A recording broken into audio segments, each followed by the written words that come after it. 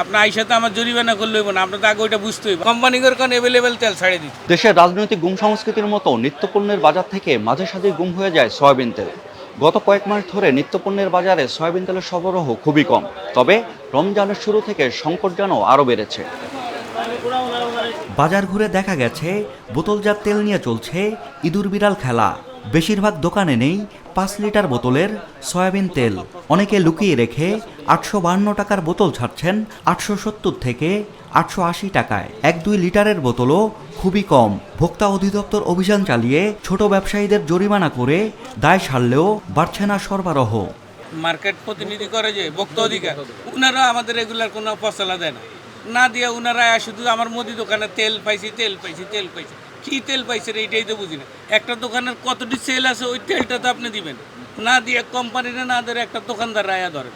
আমাদেরকে যারা ওই ভুক্ত অধিকার তারা এসে আমাদেরকে সার্চ করে পায় না, দেন না কেন, কিন্তু মাঝখানে আমরা মাল পাই না দিব কই থেকে।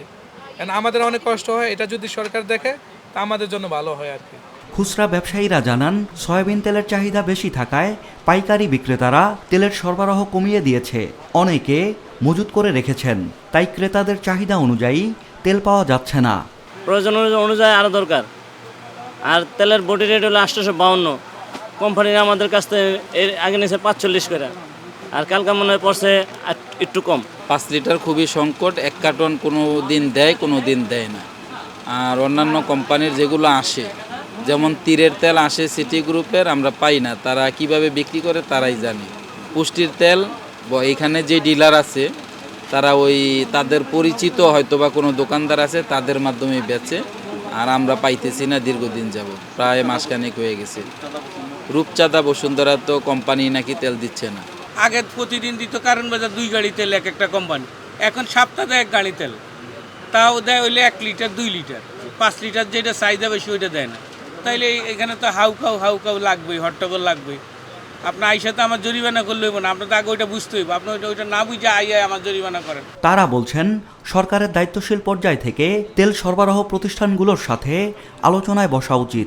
কার নির্দেশনায় কোন উদ্দেশ্য হাসিল করতে কোম্পানিগুলো প্রয়োজন মতো তেল সরবরাহ করছে না তা তদন্ত করে বের করা উচিত, নয়তো এই দুর্ভোগ কমবে না। আমি মনে করি এটা ফ্যাক্টরি ভিজিট করা উচিত। কারণ ফ্যাক্টরি ভিজিট করলে বোঝা যাবে যে আসলে কি তেল সংকট নাকি তারা ইচ্ছাকৃতভাবে ক্রাইসিস দেখায় রাখতেছে। সরকারের কারণে এখন তাদের সাথে বসবে, তাদের সাথে কীভাবে মীমাংসা করা যায়, লিয়াযোগ তাদের সাথে হয়। তাদেরকে যদি তারা বাড়াইতে চায়, কমাইতে চায়, তাদের সাথে বুঝা এটা আপনি ঈদের আগে করতে হবে।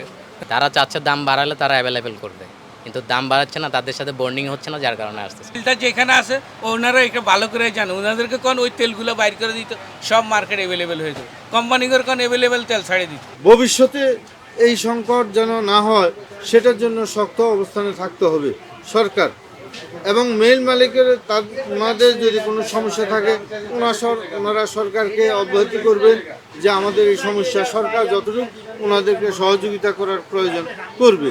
কিন্তু সাধারণ আমরা যারা নিরহ ব্যবসায়ী আমরা যেন হয়রানি না হই এবং যারা ক্রেতা সাধারণ তারা বাজারে আসলে যেন তেল পায় সেটাই নিশ্চিত করার প্রয়োজন। সাজ্জাদ শুভ, দেশকাল নিউজ।